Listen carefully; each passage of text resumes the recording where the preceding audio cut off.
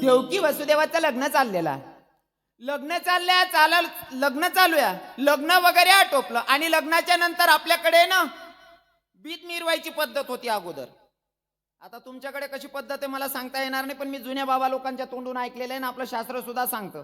हळद लागल्याच्या नंतर पहिले काय मिरायत, काय म्हणत त्याले, नाही नाही हा आता बरोबर आहे, बरोबर आते उत्तर बरोबर. मी म्हणता का साधूच मटोरी गोबो मी त्याच्या लगीन समजत नाही बाबा.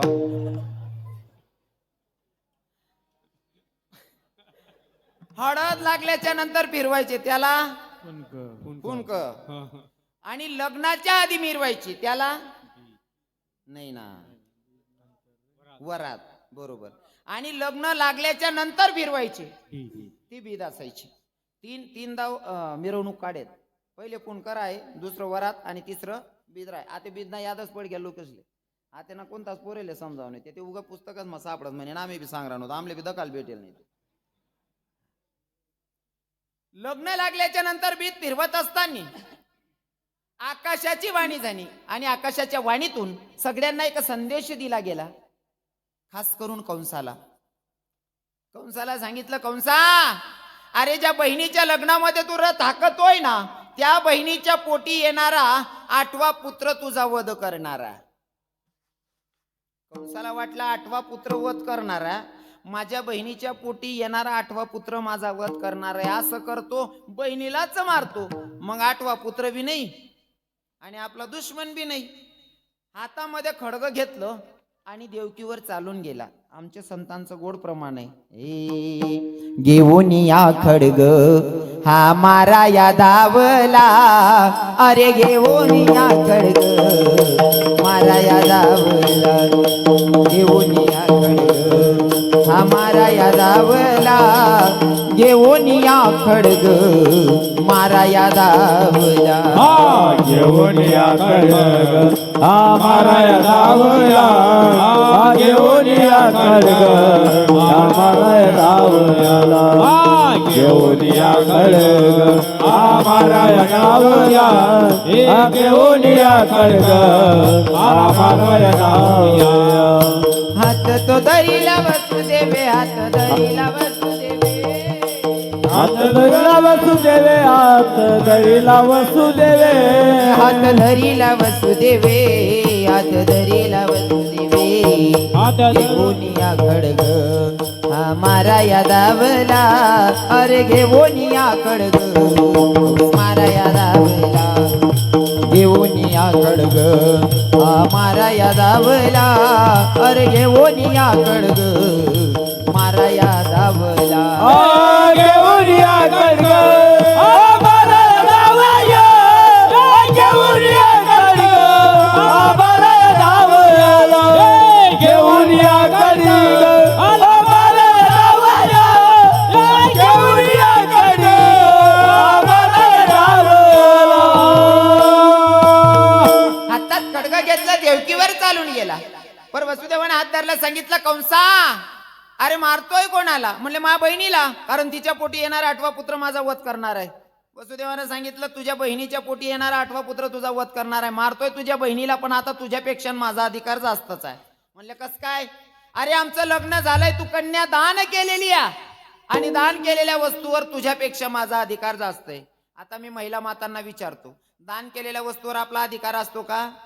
जर समजा तुम्ही एखाद्या ब्राह्मणाला गाय दान केली, गाय दान केल्याच्या नंतर दूध द्याल तुम्ही जातस का? पेमेंट लिहाल तुम्ही जातस का? दान करायगे म्हणजे करायगे, बरोबर आहे ना? हा ध्यानला या एकजात बहिणी. आता कथा जर राहिनी तुम्हाला गावमा, कथामा जर सप्तधान्य मागाडली ना तुम्हाला पाहिजे, तुम्ही सप्तधान्य दान कर दे ना. दान करानंतर तुम्ही विचारताच का महाराज खाय घ्यात का पडेल आमनी दाय? काही संबंध नाही. दान करायगे विषय संपी घ्या ना, आपला अधिकार नाही ना.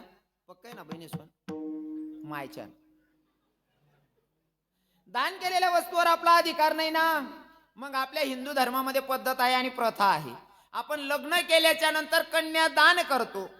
तुम्हाकडे बी कधी पद्धत बाबाजी शे ना कन्यादान करतस ना तुम्हाकडे? मी तेवढ्यांसाठी विचारली राहणू, कारण दोंडायचा ते नीतपर्यंत येणं आणि पहिले काय 12 कोस जावानंतर भाषा पद्धत प्रथा चेंज व्हायचं असं विचारले बरोबर. जनक राजांनी राज परिवार बघितलं, राजाची सून बनणारी पोरगी सीतामय्या. राजघराणं बघितलं, जगाच्या मालकाची पत्नी आहे, राजाची सुना, तरी सुद्धा तिला 14 वर्षाचा वनवास आहे महाराज. जनक राजान पार कधी नेली ती.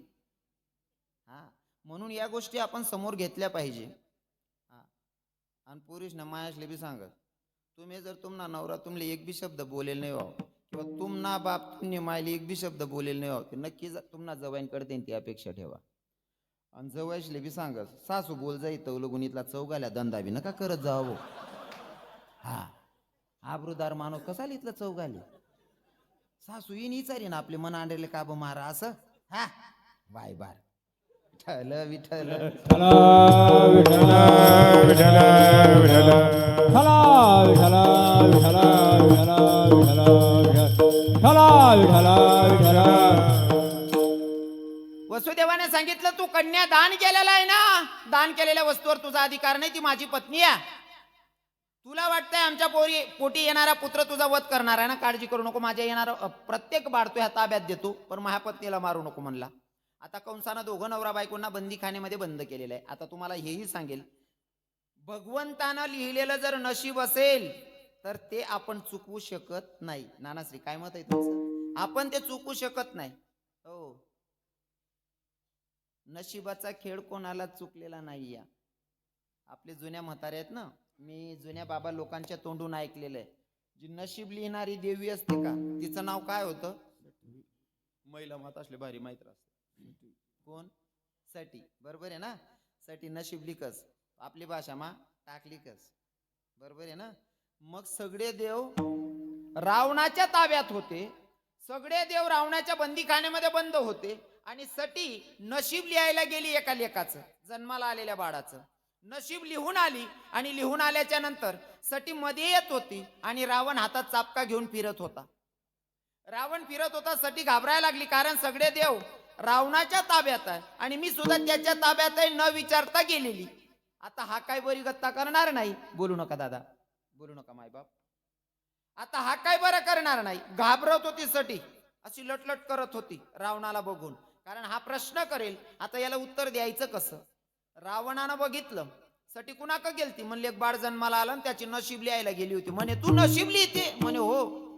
रावण खदा खदा हसायला लागला, म्हणले तू नशीब लिहिते? म्हणले हो. सांग म्हणले माझ्या नशिबात काय? सटी म्हणे याला जर खरं खरं सांग दे ना, हा आपले काही सोडणार नाही. आणि जवळजवळ खरं बोलेल, बराच लोक पचत नाही. खरं जर का सगळी मायला सांगा ना, खरं जर बोलाल गे ना, जुना लोकेशनी म्हणे, खरं जर बोलाल गे सगळी माय सुद्धा सांगच तू मन पोटणार नाही असं. खरं बराच लोक पचत नाही. सटी म्हणे याला जर खरं खरं सांग दे ना, हा काही बरं करणार नाही. सटीनं सांगितलं, रावणा तुला जर तुझं नशीब बघायचं असेल, हातामध्ये कुंकू घे आणि कंपाळाला लाव, तुझं भाग्य तिथं लिहिलेलं असेल. आता रावणानं तसं ऐकलं, हसत होता, टिंगल म्हणून केलं, हातात कुंकू घेतला, कंपाळाला लावला, आणि लावल्याच्या नंतर तिथं लिहिलं होतं की रावणा, अजराजा, अजराजाच्या पोटी दशरथ राजा, आणि दशरथ राजाच्या पोटी येणारा प्रभू रामचंद्र तुझा वध करणारा, प्रभू रामचंद्र तुझा वध करणारा. ऐकल्याच्या नंतर रावण पुन्हा हसायला लागला. रावण म्हणतो, अजराजाच्या पोटी दशरथ राजा, दशरथ राजाच्या पोटी येणारा राम माझा वध करेल, त्याच्यापेक्षा अजराजाला संपवतो. दशरथही नाही आणि रामही नाही. बराच वाद चालला, युद्ध चाललं, 1000 वर्ष युद्ध चाललं, पण भगवंतानं लिहिलेला टाक कधी चुकत नाही. सटीनं लिहिलेलं नशिबात बदल पडत नाही. महाराज 1000 वर्ष युद्ध चाललं तरी सुद्धा अजराजा मरत नाही. अजराजाच्या पोटी दशरथ राजा, दशरथ राजाच्या पोटी प्रभू रामचंद्र आले, आणि प्रभू रामचंद्रांनीच रावणाचा वध केला. नशिबाच्या पुढे जाता येत नाही. अजून सांगू का? विठ्ठल विठ्ठल विठ्ठला विठ्ठला विठ्ठला विठ्ठला विठ्ठला विठ्ठला.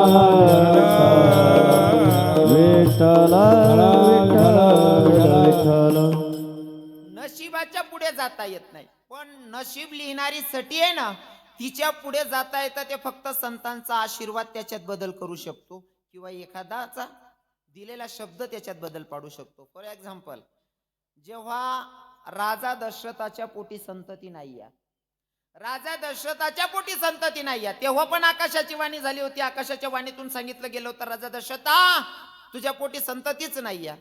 आता प्रसंग तुम्हाला सगळ्यांना माहितीये की राजा दशरथ शिकारीसाठी बसलेला. बाळ श्रावण मायबापाला काशी यात्रेला घेऊन जात होता कावळमध्ये बसवून. आता काशी यात्रेला नेत असताना आंधळे मायबाप आहे, त्यांना पाण्याची तहान लागली. तहान लागल्याच्या नंतर त्यांनी विचारलं, बाळा आम्हाला पाणी प्यायचं रे. जेव्हा श्रावण बाळ पाणी घेण्यासाठी गेला, पाण्याची झारी बुडवतोय, बुडबुड आवाज आला. हो, बुडबुड आवाज आला. राजा दशरथानं बाण सोडला. बाड श्रावण तुम्ही ऐका त्याचे गुण, आई बाप आंधळे वान चालला काशीला घेऊन. बाड श्रावण तुम्ही ऐका त्याचे गुण, आई बाप आंधळे वान चालला काशीला घेऊन. बाड श्रावण श्रवण ऐकावा त्याचे गुण, आई बाप आंधळे वान जातो काशीला घेऊन. श्रावण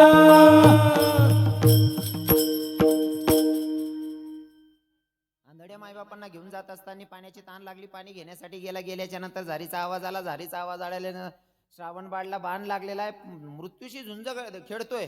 हो, समोर काय बोलतो त्याला, समोर आता मी मरणार आहे प्रश्नचिन्ह. आणि तशा प्रसंगाला राजा दशरथ आले. विचारणा केली, सगळी हकीकत सांगितली. पण श्रावण बाणनं सांगितलं की माझे मायबाप पाण्या वाचून त्रासलेले, तुम्ही त्यांना पाणी पाजून या म्हणला.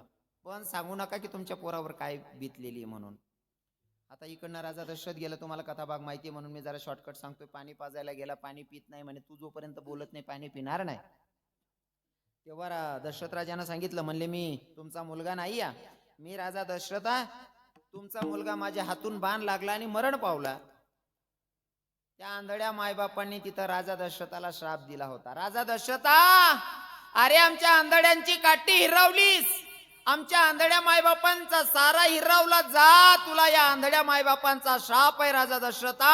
जसं आज आम्ही पुत्र वियोगाने तरफडून मरतोय, तसा तू सुद्धा पुत्र वियोगाने तरफडून मरशील. हा तुला आमचा श्राप आहे. दादा, अगोदर आकाशाची वाणी झाली होती की राजा दशरथाला पुत्र प्राप्तीच नाहीये. पण कधी कधी एखाद्याची बद्दुआ सुद्धा आशीर्वाद मध्ये बदलते. विठ्ठल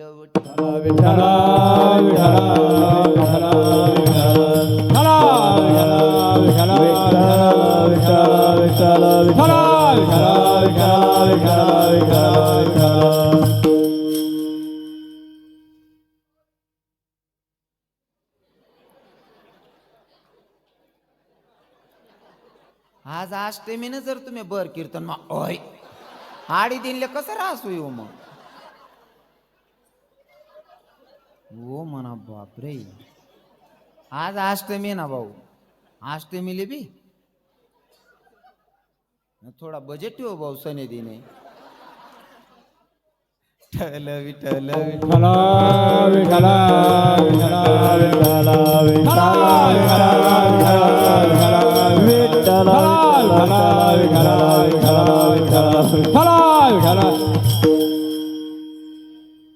आपण हिंदू धर्मात, मला माहिती आहे इथं बऱ्याच लोकांचा उपवास असेल, ज्यांचा नसेल त्यांना सांगतो उपवास केला पाहिजे. आपण हिंदू धर्मात जन्माला आलोय, उपवास करायला पाहिजे. एकादशा 24 एकादशा करायला पाहिजे.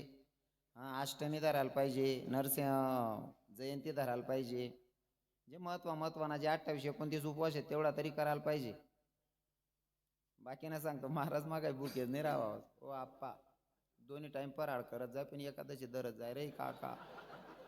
पण बाकी नाही इथलं डोकं उठा ना महाराज. साबुदाना का नाही अशी डायरेक्ट अशी बटील निघतोय जा पोटमा. मग बगर का जाय भाऊ, बगर का पोटमा अशी टोचावस. तू असं कर रे, रोगारने खीर बनाईन पिले. अवघड आहे बुवा. पण आजचा दिवस चांगला आहे. आज अष्टमी, सगळ्यांचा उपवासच असेल ना महाराजची. चांगलंय, उपवासवाला शेत जवळजवळ. बाकी नाही गुपचूप खायलेली कबली नाही राहणार इथलं येत. बाकी तिथला भारी सांगताना मी बी उपवासच धरत महाराज. पायटा मग छान सांग पाव कावाय का चिल गाय देतून दर्शन.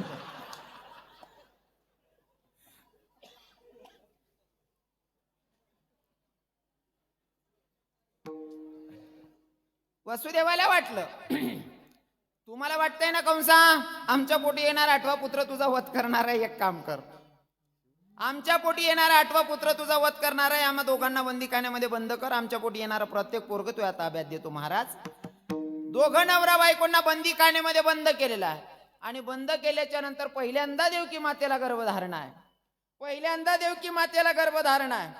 पहिलं बाळ जन्माला आलं, बाळ जन्माला आल्याच्या नंतर वसुदेवानं उचललं आणि कंसाकडे नेलं, कंसाच्या हातात बाळ दिलं, कंसानं बाळ बघितलं आणि कंसाच्या मनात दया निर्माण झाली, दयेनं जन्म घेतला कंसाच्या मनात. बर हा म्हणजे राक्षसले सुद्धा दया ये, राक्षस गणला जातो कंस, पर कंसाच्या हातात बाळ दिल्याच्या नंतर कंसाला वाटलं मला मारणारा 8वा आहे ना, मग पहिल्यानं आपलं काय केलं, पहिल्यानं आपलं काय केलंय, मला मारणारा 8वा आहे, माघारी पाठवलं.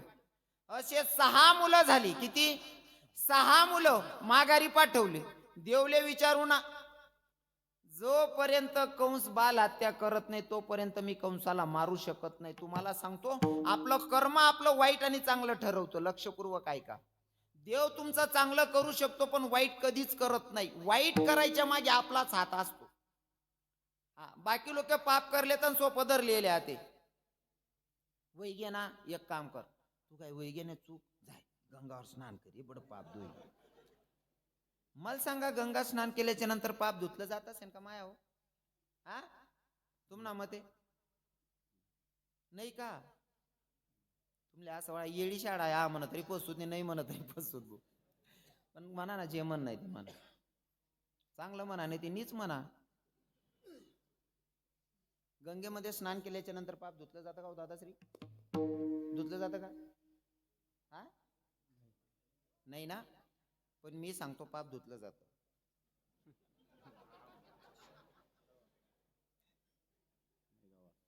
कारण संतांच्या प्रमाणाला धरून चालावं लागेल ना.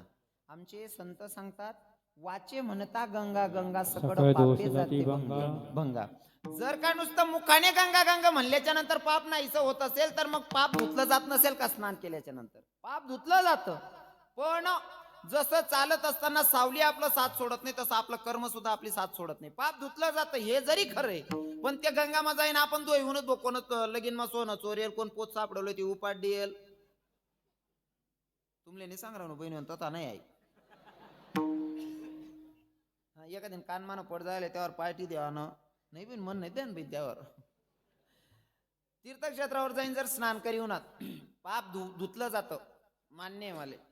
पर ते पाप धुतलं गेल्याच्या नंतर ते गंगामा ते पाप जमा व्हायला रास आणि पुन्हा बाष्पीभवनाद्वारे ढगाड वरती घेऊन जातात ढग, आणि ते ढग मा बड पाप वर जास आणि ते वर तैन बरोबर ज्या त्या 10 बासवर पडस ते लगे. म्हणजे कर्म तुमची साथ सोडत नाही, माणसाचं पाप माणसाला सोडतच नाही, कोणत्या ना कोणत्या रीती आपल्याला भोगावं लागतंय ते. हा पण इथं कंसाला वाटलं, सॉरी जगाच्या बालकाला वाटलं की जोपर्यंत कंस बाल हत्या करत नाही तोपर्यंत मी याला मारणार नाही.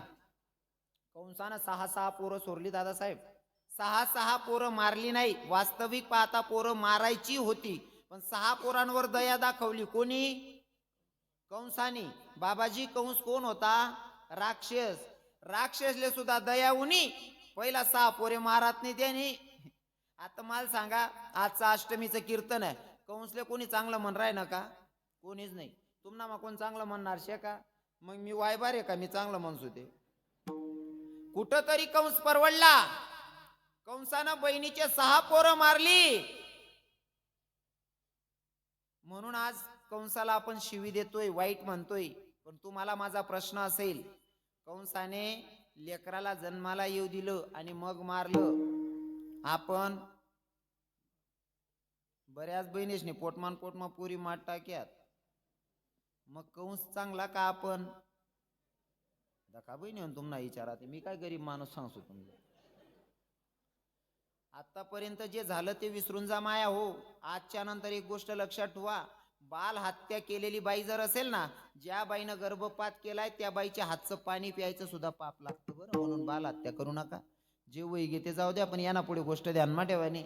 ज्या बाईनं बाल हत्या केली तिच्या हातचं पाणी पिणं सुद्धा पाप आहे. म्हणून बाल हत्या करू नका. बाल हत्येपेक्षा मोठं पाप कोणतं नाही.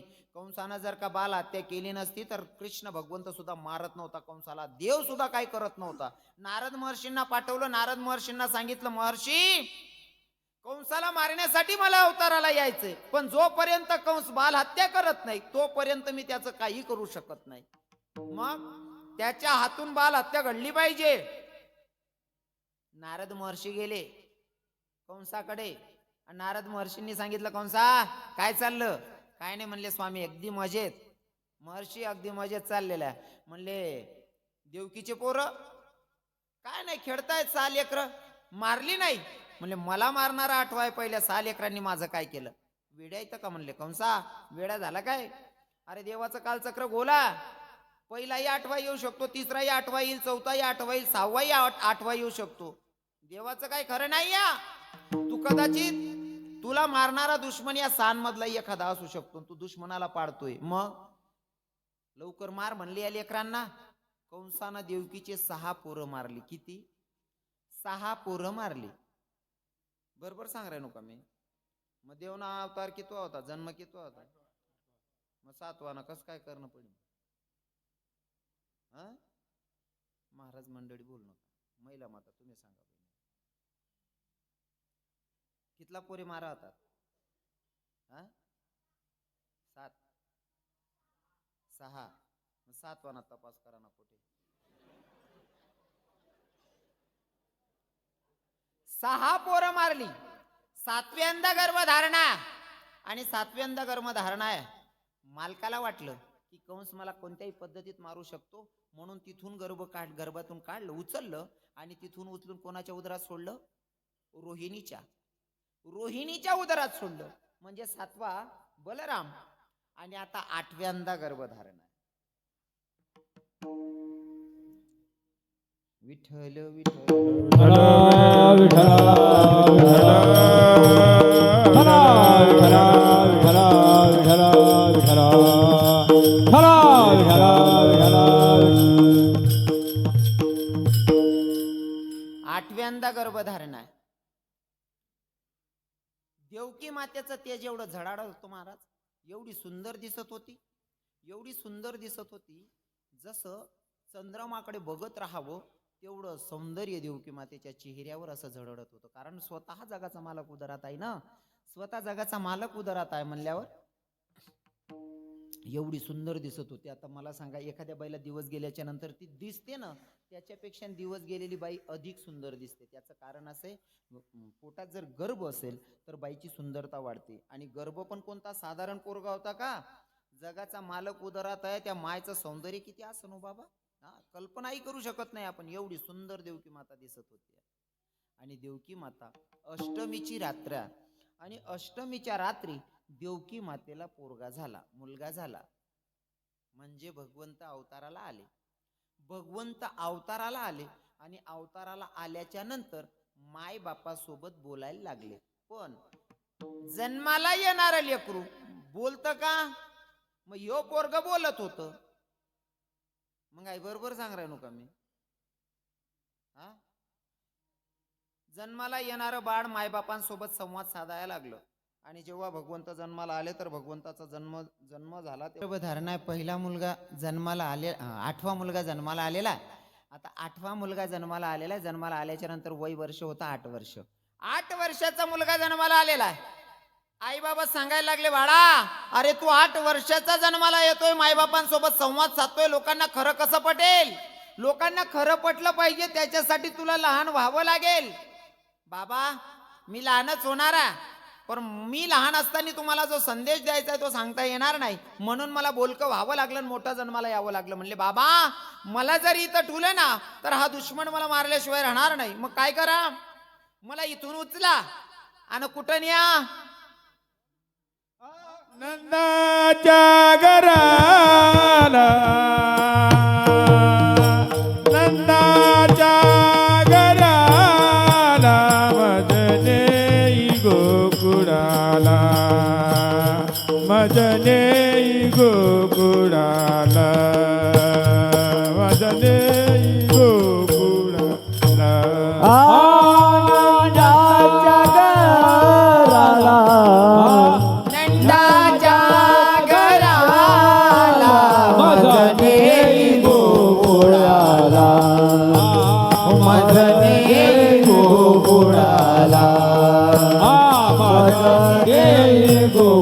उयाला माया उपजली ते हा इथून उचला आणि कुठं न्या मला नंद बाबाच्याकडे न्या म्हणले.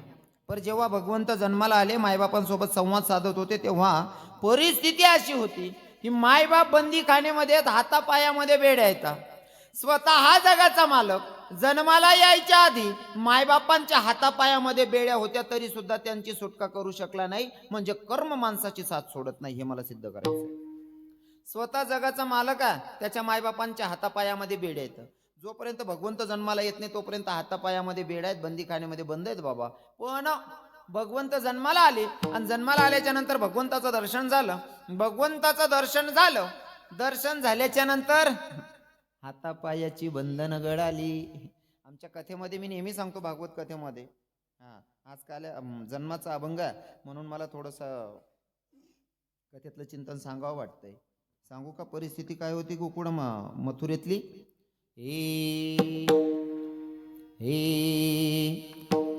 हे खुल गई सारे ताले वो क्या बात हो गई. खुल गई सारे ताले वो क्या बात हो गई.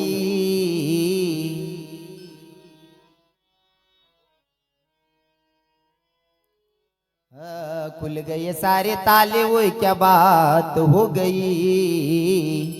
जब से जन्मे कन्हैया करामात हो गई. जब से जन्मे कन्हैया करामात हो गई. जब से जन्मे कन्हैया करामात हो गई. जैसे जन्मे कन्हैया करामात हो गई. जैसे जन्मे कन्हैया करामात हो गई. सारे ताले वो क्या बात हो गई. खुल गए सारे ताले वो क्या बात हो गई. जब से जन्मे कन्हैया करामात हो गई. जब से जन्मे कन्हैया करामात हो गई. जब से जन्मे कन्हैया करामात हो गई. जब से जन्मे कन्हैया करामात हो गई. हातापायाची बंधनं गडाली. हातापायाची बंधनं गडाली. आता भगवंताला सांगितलं बेटा लहान हो म्हणले आता तुला नेतो आम्ही नंदाच्या घरी. आता भगवंताला पाठीमध्ये बसवलं आणि बसवल्याच्या नंतर लागलेले कुलूप होती ना सगळी तुटली महाराज. आता जगाचा मालक आलेला आहे तो वसुदेवानं भगवंताला उचललेला. नाका तोंडात पाणी जात होतं. आठवत होत ना बाबा आपण नाही मी कथा कथा आची चेंदेना बरोबर इनो बारास. नाका तोंडात पाणी जात होतं तरी सुद्धा पोराला वाचवायचं. पण अगोदर तर पाणी नव्हतं जमुनाजी मध्ये. पण जेव्हा कन्हैयाला घेऊन वसुदेव निघाले ना तर एवढा पूर आला. पाणी वाढत होतं. कमरेचं पाणी गुडघ्याचं पाणी कमरेला कमरेचं पाणी छातीला छातीत नाही नाका तोंडात जाईल अशी परिस्थिती झाली. मग एवढं जमनाजीला जर का भाड येत होती याचं काय कारण होतं. महाराज मंडळी कोण बोलू नका महिला माता तुम्ही सांगा माया जमनाजीला इथलं पाणी वाढी राहील तर काय कारण होतं बरं कोण जाण. आणि आमले माहित राहतो तुला का झालं धडकावतो भाडे ते बी खरं आहे ना. मग जमनाजीला एवढं पाणी येत होतं त्याच्या मागचं कारण असं आहे की जमनाजीला सुद्धा भगवंताचं दर्शन घ्यायचं होतं. जमनाजीला एवढी भाड येत होती ना त्याच्या मागे कारण असं होतं पाणी वाढत होतं कारण भगवंताचं दर्शन घ्यायचं होतं. आणि कृष्ण भगवंतासोबत जमनाजीचे डबल नाते सांगितलेत कथेमध्ये. एका ठिकाणी जमनाजीचं आणि कन्हैयाचं नातं पती पत्नीचं नातं सांगितलंय आणि एका ठिकाणी सासू आणि जावयाचं नातं सांगितलंय. आणि सासू पहिले जवाईना पाय पडे. जवाईना पाय इथला साठी पडे सासू तो पोरी कमी होत्या आणि पोरे जास्त होतात म्हणणं समजी राह ना. पोरी जास्त पोरे कमी होतात मनीषीन पोरी सहज भेटी जायत मनीषनी करले जाऊ बाकीना बाच असणार ते रावण्या करत करले गो नको बारी भरू 3 पोरी येत एक ते करले वागाय जाई ना घर असा रावण्या करत. आते पोरा 15 वर्ष नाही नका तोच पाहिनच बहीण पाहुणा सुरू करत धकरे पोर दिदीस म्हण घर नाही हो तुम ना घर म्हणे देवा दिदेर भाऊ नको राज नको नाही मोठा दक्षू पैसा वाला वापा दी दे रे, नाही ते तमाशा होई जाई रे हो काका, दिन मोक्या होय रे, आय घर न सोडून पैतान पाठ लागणं पडी रे आप्पा. पहिली मर्यादा होती महाराज, सासू आणि जावायचं नातं, म्हणून जमुनाजीला पाणी वाढत होतं दर्शन घेण्यासाठी. माझ्या भगवंताच्या लक्षात आलं, जर का मी आता दर्शन दिलं नाही तर माझ्या बापाच्या नाकातोंडात पाणी जाईल, म्हणून नाकातोंडात पाणी जाईल म्हणून काय केलं, थोडा अंगुष्ठा बाहेर काढला आणि थोडं पाण्याला स्पर्श केला, म्हणजे जमुनाजीला दर्शन दिलं. आणि दर्शन घेतल्याच्या नंतर जमुनाजी दुभंगली. दुभंगली म्हणजे काय हो, इकडचं पाणी इकडे आणि इकडचं पाणी इकडे, म्हणजे मध्येच रस्ता सोडलेला. हा, आणि मध्येच मार्ग निघालेला आहे. वसुदेवानं भगवंताला नेलेला. आता भगवंताला नेऊन गोकुळामध्ये आणलेलं आहे. आणि गोकुळामध्ये आल्याच्या नंतर यशोदेला मुलगी झालेली आहे. यशोदेला मुलगी झालेली आहे, तिथं मुलगीच्या जवळ मुलाला ठेवलं वासुदेवानं. मुलाला ठेवलं, तिथून मुलगीला उचललं आणि उचलल्याच्या नंतर पुन्हा मथुरेत आले. मथुरेत आल्याच्या नंतर कंसाला सांगितलं, म्हणले कंसा घे, आम्हाला मुलगी झालेली आहे. कंसानं पोरगी बघितली आणि पोरगी बघून खदा खदा हसायला लागला. कंस म्हणले, देवा मला घाबरला काय, आणि घाबरून पोरगी बनून आला वय, तुला काय वाटतं, तू पोरगी बनून आल्याच्या नंतर मी तुला मारणार नाही असं वाटत होतं वय, तरी तुला मारणारच आहे. म्हणले तू काळजी करू नको. पोरीचे दोघं पाय धरले, गरा फिरवले, आटोपणार दगडावर, तोपर्यंत पोरगी आकाशात गेली. आणि तिथून कंसाला सांगितलं, मला काय मारतोय, तुला मारणारा तर गोकुळात जन्माला आला, तुझं लागी वदी, मला काय मारतोय, अरे तुला मारणारा गोकुळात जन्माला आलाय म्हणला. मग गोकुळात मला मारणारा जन्माला आला, हे ऐकल्याच्या नंतर कंसाची मानसिकता काय होती ते सांगतात महाराज अभंगाच्या प्रथम चरणात. कृष्ण गोकुळी जन्मला, कृष्ण गोकुळी जन्मला, कृष्ण गोकुळ असेल समजा आला. सुरुवात केलीच होती मी तिथंच, भगवंत जन्माला आला. आता गोकुळामधलं वातावरण तुम्हाला सांगेल मी 10-5 मिनिटात. पण चला मथुरेमध्ये जेव्हा कंसाच्या कानी बातमी पडली की भगवंत जन्माला आलेले गोकुळामध्ये, ऐकल्याच्या नंतर कंसाची मानसिकता काय होती, कृष्ण गोकुळी जन्माला हे ऐकल्याच्या नंतर त्याची मानसिकता काय होती, दृष्टाला चडकाप सुटला. पण का सुटला, काय ऐकलं, होता कृष्णाचा अवतार. कृष्णाचा अवतार झालेला, जन्माला आलेला, ऐकल्याच्या नंतर दृष्टाला चडकाप सुटत होता. आता दृष्टाला चडकाप सुटला, मग तिथून त्यानं आता चालू केलेत निर्णय घ्यायचं काहीतरी. कोणचा निर्णय, आता त्याला मारायचं कसं हा निर्णय घेतायत.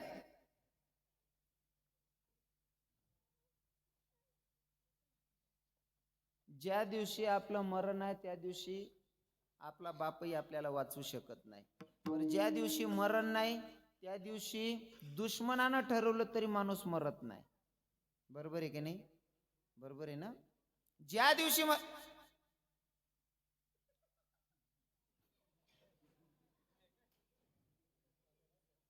तुम ना परसा दे, मी फाशी लिहिन मरतच उभं,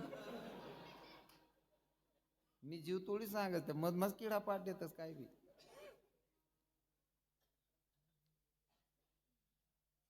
कृष्ण भगवंत जन्माला आले हे माहिती पडल्याच्या नंतर दृष्टाला चडकाप सुटला आणि त्यानं आता तिथून खेळ खेळायची सुरुवात केली. मथुरेमध्ये मीटिंग भरवली गावाची, आणि मीटिंग भरवल्याच्या नंतर सगळ्यांना सांगितलं गेलं की मला मारणारा दुश्मन जन्माला आलेला आहे, आपल्याला त्याला संपवायचंय. संपवण्यासाठी किती संकट पाठवली दादा. पहिले तर विडा उचलला एका राक्षसीने देवले मारहाण करता. हो, मी मारते म्हणले, होती राक्षसीन. हा, पण देवले माराना विचार कर राहीन ती. देव इथला सस्तान, इथला सोपाश आहे का बाबा. एवढं सुंदर रूप धारण केलं महाराज, एवढं सुंदर रूप धारण केलं. किती हो बाबा, लगा के गजरा पहन के साड़ी, चाल चले मत वाली, गोकुड़ में आ गई, गोकुड़ में आ गई, गोकुड़ में आ गई है, गोकुड़ी आ गए, गोकुड़ी आ गए, गोकुड़ी आ गए,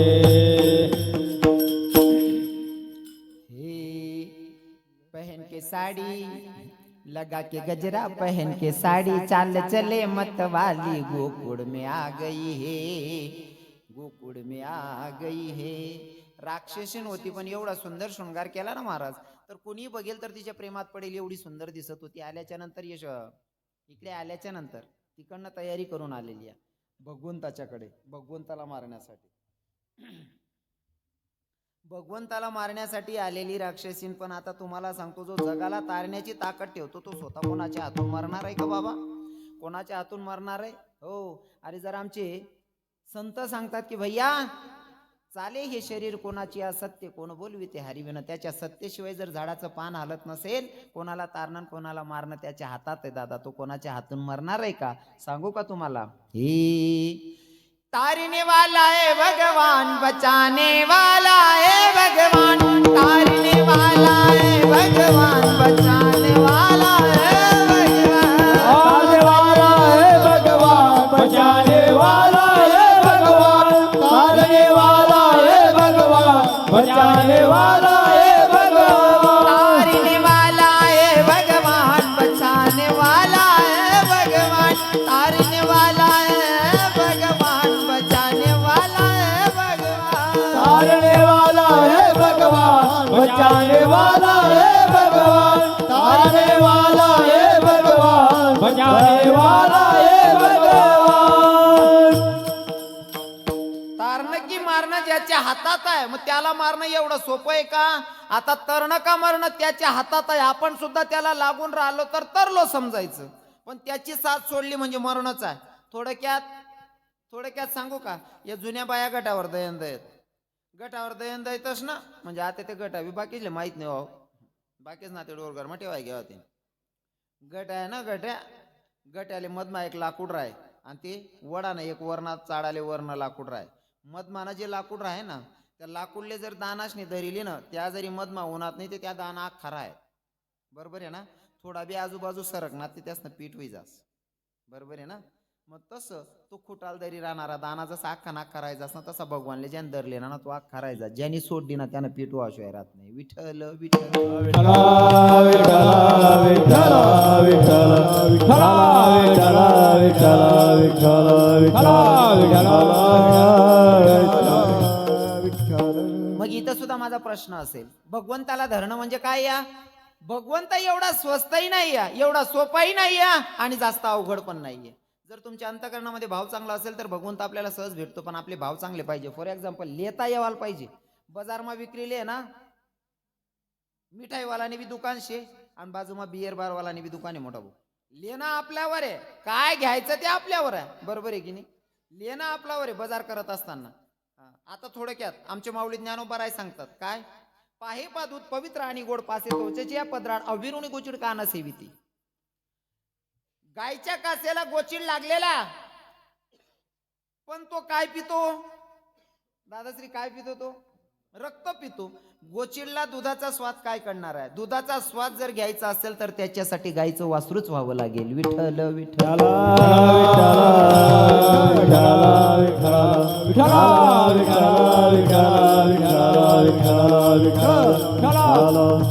मथुरेमध्ये भरपूर खेळ चालले आहेत, पण इकडे आता गोकुळामध्ये भगवंताचा जन्म झालेला आहे. मला सांगा, भगवंताला पाहणारा पहिलं व्यक्ती कोण? नंदबाबांच्या जवळ यशोदेला मुलगा झालेला असं पाहणारा पहिलं व्यक्ती कोण होतं? महाराज मंडळी कोणीच बोलू नका. महिला माता तुम्ही बोला. तरुण भाऊ तुमच्यापैकी कोणी उत्तर देईल का? नंदबाबांना मुलगा झाला असं पाहणारा पहिलं व्यक्ती कोण? नाही माडे. जो मला प्रश्नानं उत्तर देईन पहिले महिला माता असले सांगा. जो मन प्रश्नानं उत्तर देईन त्याला आज ना पॉकेट दीज असो, फक्त पैसा काढले असून पॉकेट दीज असो. आम्ही इथला येडा काक द्याल. नंदबाबांच्या घरी यशोदा मैयाला मुलगा झाला असं पाहणारं पहिलं व्यक्ती म्हणजे नंदबाबांची बहीण सुनंदा. सुनंदानं बघितलं आणि सुनंदाने बघितलं की माझ्या वहिनीला मुलगा झालेला. नंदबाबा बाहेर गेलेले, सुनंदानं आवाज द्यायला सुरुवात केली. आता ते ब्रज भाषा तिकडची नाही का, आपल्याकडची हिंदीमध्ये आणि तिकडच्या हिंदीमध्ये पण फरक आहे. आपल्याकडची भाषा वेगळी आणि तिकडची ब्रज भाषा वेगळी. आता नंदबाबांनी सुनंदानं आवाज द्यायला सुरुवात केली. नंद भैया नंद भैया का हुआ सुनंदा कहाँ चिल्ला रही हो? नंद भैया तमे लल्ला भैयो, नंद भैया तमे लल्ला भैयो, नंद भैया तमे लल्ला भैयो. नंदबाबांनी ऐकल्याच्या नंतर मला मुलगा झाला, नवरत्नांचा हार काढला, सुनंदाच्या गड्यात टाकला. सुनंदाच्या गड्यात नवरत्नांचा हार टाकला. नंदबाबा घराकडे येत होते. सगळे लहान लहान लेकरं उभी होती. त्या लेकरांनी नंदबाबांना उभं केलं. नंद भैया का जा रहे? नंदबाबा का जा रहे हो? कछु नहीं भाई, लाला हुआ है, लाला देखने जाना है. लाला देखना है जी? तो लाला ऐसे थोड़ी नहीं देखना है. तो नंद बाबा अगर लाला देखना है तो नचनो पडेगो. नंद बाबांना मुलगा झाला तेव्हा नंद बाबांची वय किती होती? नंद बाबांना मुलगा झाला तेव्हा नंद बाबांची वय काय होती? नाही सांगा